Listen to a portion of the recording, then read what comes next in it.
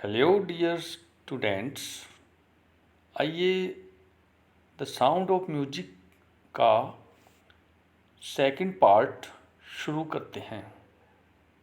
The sound of music part one. Evelyn Glennie listens to sound without hearing it. तो third para से हम शुरुआत करते हैं। इसे प्रारंभ करने से पहले लास्ट सेंटेंस को देख लेते हैं। Everything suddenly look back sad Evelyn. Evelyn कहती है हर चीज़ अचानक ही अंधकार में ही दिखने लगी थी, काली दिखाई देने लगी थी। But Evelyn was not going to give up. लेकिन इवलिन इसे गिव अप नहीं करने जा रही थी। इस गिव अप मीन्स छोड़ना। She was determined to lead a normal life and pursue her interest in music. उसने आम जीवन जीने का निश्चय कर लिया था और संगीत में अपनी रुचि को अनुसरण करने लगी थी। परस्यू मीन्स अनुसरण करना। One day she noticed a girl playing a xylophone and decided that she wanted to play it too. एक दिन उसने एक लड़की को जाइलोफोन बजाते हुए नोटिस किया था और ये डिसाइड किया कि उसकी तरह वह भी इसे बजाना चाहती है।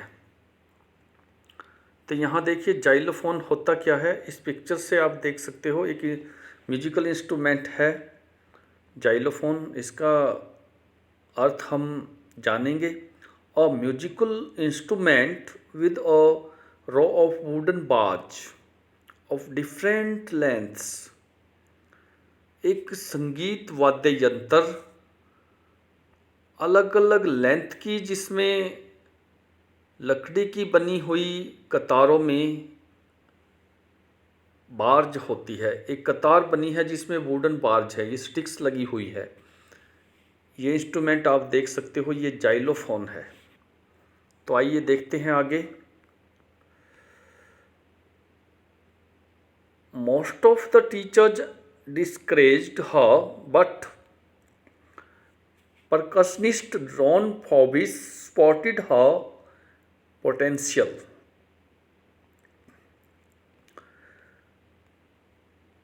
अधिकतर अध्यापकों ने उसे निरुत्साहित कर दिया था, लेकिन परकशनिस्ट जिसका नाम रॉन फॉर्ब्स था, उसने उसकी इस पोटेंशियल को स्पॉट की थी, इसको सहारा दिया, इसको प्रेरित किया।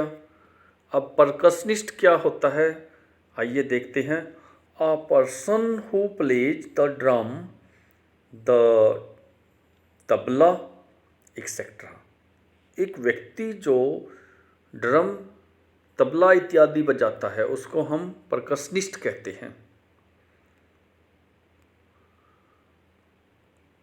और यहाँ पर एक क्वेश्चन का आंसर और बन गया। परकशनिस्ट का नेम क्या है? Ron Forbes. आप यहाँ मार्क कर सकते हो, रॉन फॉर्ब्स, या इसको सर्कलिंग में ले लेते हैं, Ron Forbes.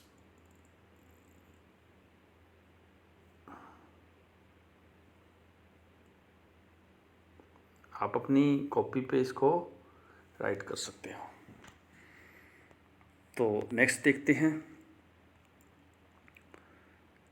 He began by tuning two large drums to different notes. उसने अलग अलग नोट्स से दो बड़े बड़े ड्रम्स को ट्यूनिंग से बजाना शुरू किया था, धुन देनी शुरू कर दी थी। Don't listen through your ears, he would say, try to sense it some other way. वह ये कहने लगा था, किसी दूसरे ढंग से सेंस को समझने की कोशिश करो। अपने कानों से मत सुनो, बल्कि किसी दूसरे ढंग से इसको, सेंस को, इसके अंदर जो भावना है उसको जानने का प्रयत्न करो। Said Evelyn suddenly, I realized I could feel the higher drum from the waist up and the lower one from the waist down. Evelyn कहती है, क्या कहती है Evelyn? Suddenly, अचानक, I realized, मैंने महसूस कर लिया था, I could feel the higher drum from the waist up, कमर से ऊपर तक उस ड्रम की, हायर ड्रम की साउंड को मैं महसूस कर सकती थी। और वेस के नीचे से लोअर तक मैं उस ड्रम की, उसके बजाए जाने की, ऊंचे ऊंचे बजाए जाने की आवाज़ को महसूस कर सकती थी। यहाँ पर देखिए, आई रियलाइज्ड पास्ट इंडेफिनिट टेंस है, कुड मॉडल का प्रयोग हुआ है, मॉडल्स में से कुड मॉडल, और वॉन्ट भी आया था ऊपर, और don't listen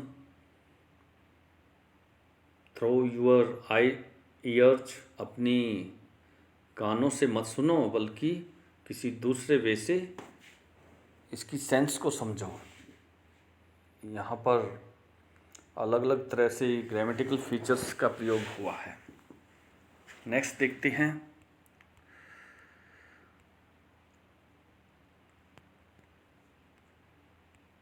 and the lower one from the west down,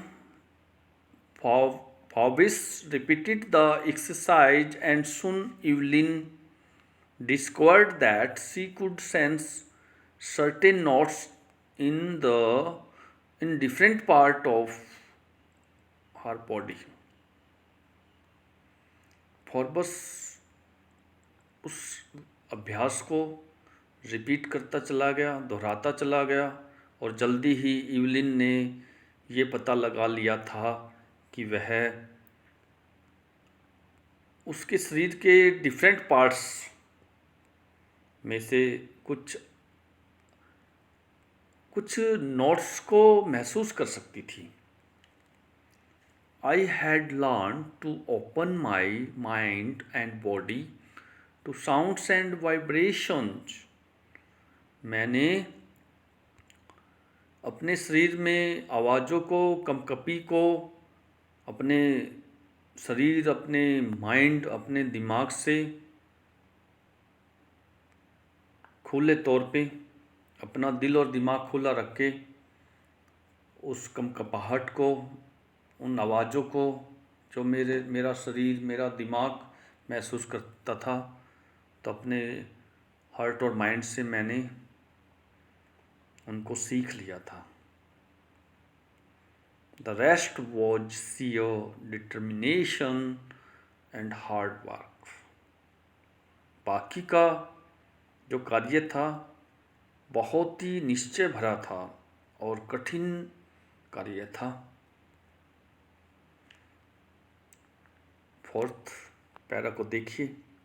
She never looked back from that point onwards. आगे उस बिंदु से उसने कभी भी वापस मुड़कर नहीं देखा।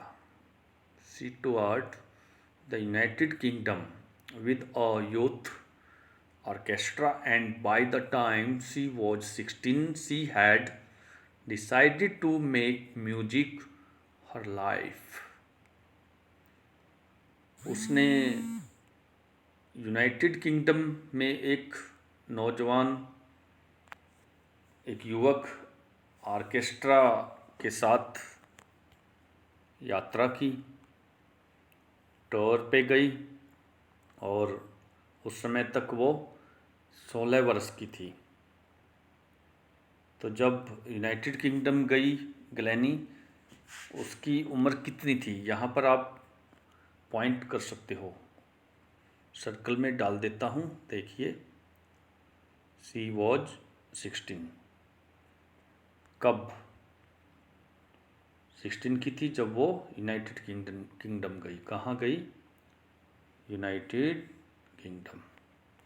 ओके, नेक्स्ट देखिए, she had decided to make music her life. Evelyn ने संगीत को अपना जीवन बनाने का निर्णय कर लिया था, डिसाइड कर लिया था।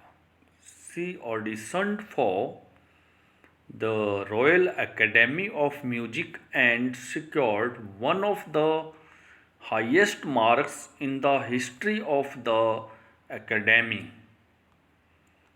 इवलिन ने रॉयल एकेडमी ऑफ म्यूजिक के लिए ऑडिशन दिया था और एकेडमी के इतिहास में अधिकतम अंकों को प्राप्त करने वाली बन गई थी। हाईएस्ट मार्क्स में से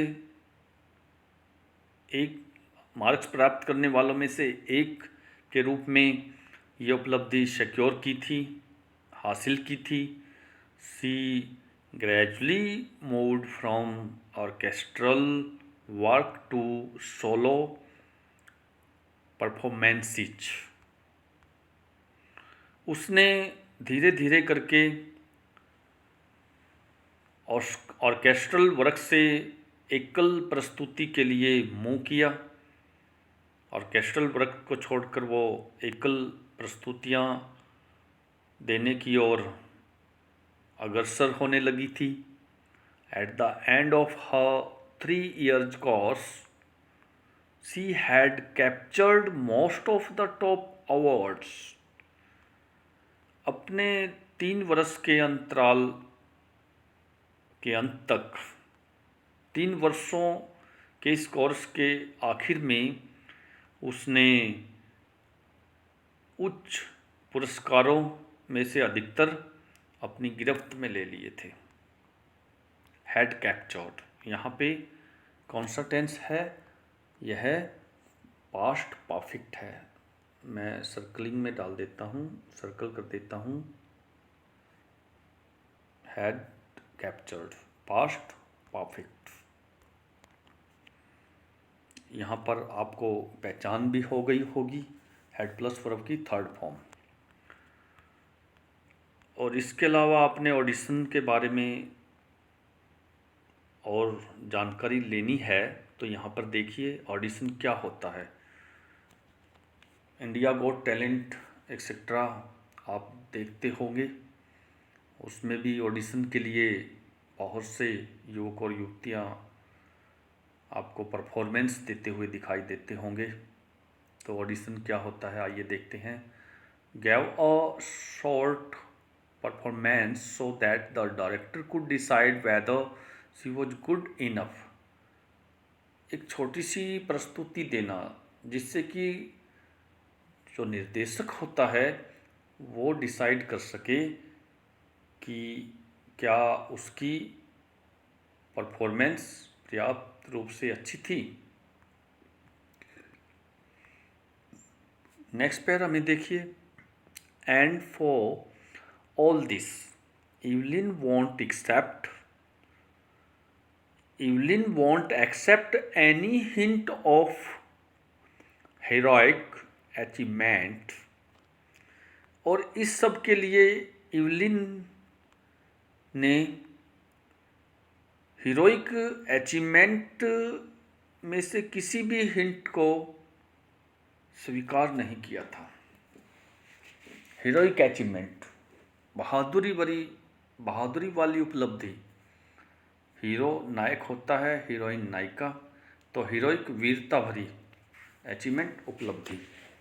तो इसमें से किसी भी हिंट को उसने स्वीकार नहीं किया था, वो स्वीकार नहीं कर पाई थी। If you work hard and know where you are going you will get there. अगर आप कठिन परिश्रम करते हो, सख्त मेहनत करते हो और जानते हो कि आप कहाँ जा रहे हो, यू विल गेट देयर, आप वहाँ पर पहुँच जाओगे। तो इस कोटेशन के माध्यम से इवलिन हमें एक अच्छा संदेश देती है। तो प्यारे बच्चों, इस कोटेशन को अपनी लाइफ में अमल में लेकर आइए। देखिए इवलिन से हमें कितना बढ़िया, कितना अच्छा सीखने को मिल रहा है। अगर हम जीवन में कठिन परिश्रम करते हैं और हम मन में ये ठान ले कि हम किस ओर जा रहे हैं, कहाँ जा रहे हैं, तो निश्चय ही हमें सफलता मिलेगी। तो हमें सफल होने के लिए कठिन परिश्रम करना चाहिए। एवलिन का ये मैसेज हमारे लिए काफ़ी हेल्पफुल हो सकता है। तो नेक्स्ट देखिए, and she got right to the top, the world's most sought after multi percussionist with a mastery of some thousand instruments and hectic international schedule। और उसे वो टॉप स्थान, ऊंची चोटी वाला अधिकार मिल गया था। विश्व का सबसे बड़ा मल्टी परकशनिस्ट वाला स्थान, सबसे अधिक, seek second form sought, try to find, जो मुश्किल से उसने पाने की कोशिश की थी। कुछ हजारों इंस्ट्रूमेंट्स की मास्टरी प्राप्त करके, उस मास्टरी के साथ, उस स्किल के साथ उसने वर्ल्ड का सबसे ऊंचा स्थान अर्जित कर लिया था। हजारों इंस्ट्रूमेंट्स की मास्टरी का वो एक परकशनिस्ट के रूप में, मल्टी परकशनिस्ट वाला वो स्थान था जो उसने हासिल किया था। And hectic international schedule, hectic means hasty, वो अंतर्राष्ट्रीय शेड्यूल वाला वर्ल्ड का टॉप स्थान उसे मिल गया था।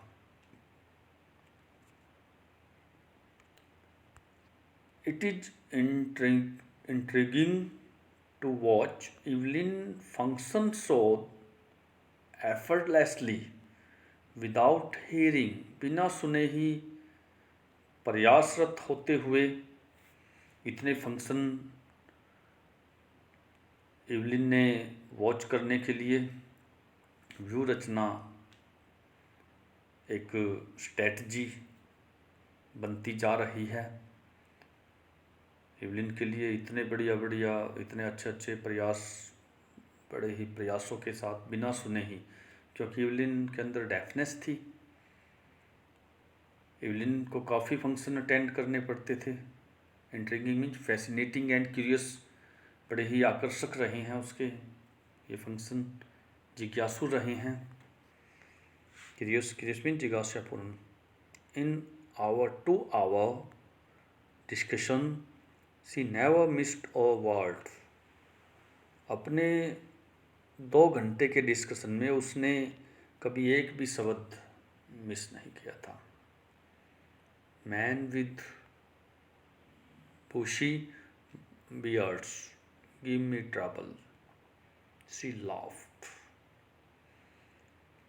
वो हंस के कहने लगी, हंसती हुई उसने हंसकर कहा, बड़ी बड़ी दाढ़ी वाले, बूसी दाढ़ी वाले व्यक्तियों ने मुझे मुसीबत में डाल दिया। ऐसे लोग जिनकी बियर्ड्स है वो मुझे कठिनाई देते हैं। वो हंसकर कहने लगी थी। It is not just watching the lips, it's the whole face, especially the eyes. यह यह केवल होठों को वॉच करना नहीं, यह तो सारा चेहरा होता है, खास तौर पे आँखें, जिससे ऑब्जर्व किया जाता है। It is not just watching lips, होठों को देखकर ही ऑब्जर्व नहीं किया जाता, ये पूरा फेस होता है, खास तौर पे आँखें, क्योंकि एक तो डेप्थ थी वो ऑब्जर्व करने की, उसके अंदर एक एक्स्ट्राऑर्डिनरी स्किल थी जो हमें बड़े ही सरप्राइज में डालती है। तो यहाँ देखिए इस पिक्चर में ये इवलिन ग्लैनी है। डेफनेस होने के बावजूद वो कितनी स्किल के साथ, कितनी मास्टरी के साथ इंस्ट्रूमेंट को प्ले करती हुई दिखाई दे रही है। It is intriguing to watch Evelyn function so effortlessly without hearing. तो यहाँ पर इवलिन के फंक्शन को बिना सुने ही कितने प्रयास के साथ, कितनी स्ट्रेटजी के साथ, कितनी व्यू रचना के साथ दर्शाया जा रहा है, यहाँ आप पिक्चर में देख सकते हो। आगे देखिए, she speaks flawlessly with a Scottish lilt. यहाँ पर मीनिंग देखिए, फ्लॉलेसली, विदाउट अ फॉल्ट और मिस्टेक, बिना किसी गलती के, बिना किसी फॉल्ट के। Lilt means a way of speaking, बोलने का ढंग, वह बिना किसी गलती के, और स्कॉटिश लिल्ट से, स्कॉटिश लिल्ट उसका बोलने का, स्कॉटिश का ढंग, उस ढंग के साथ बिना किसी फॉल्ट के बोलती है। My speech is clear because I could hear till I was 11। मेरी स्पीच स्पष्ट है, मेरी आवाज़ साफ है, स्पष्ट है, क्योंकि मैं सुन सकती थी जब मैं 11 वर्ष की थी। सी सेज, वो कहती है, इवलिन कहती है। But that doesn't explain how she manage to learn French and master basic Japanese. लेकिन वो एक्सप्लेन नहीं किया जाता कि कैसे उसने फ्रेंच बोलना सीख लिया था, एंड मास्टर बेसिक जापानीज, और मास्टर बेसिक जापानीज भाषा उसने लर्न करने के लिए मैनेज किया था, व्यवस्था कर ली थी। तो यहाँ 6 पार्ट से हमने इवलिन के बारे में, उसके लाइफ और करियर के बारे में बड़े ही माइन्यूटली ऑब्जर्व किया है। I hope you will enjoy this study.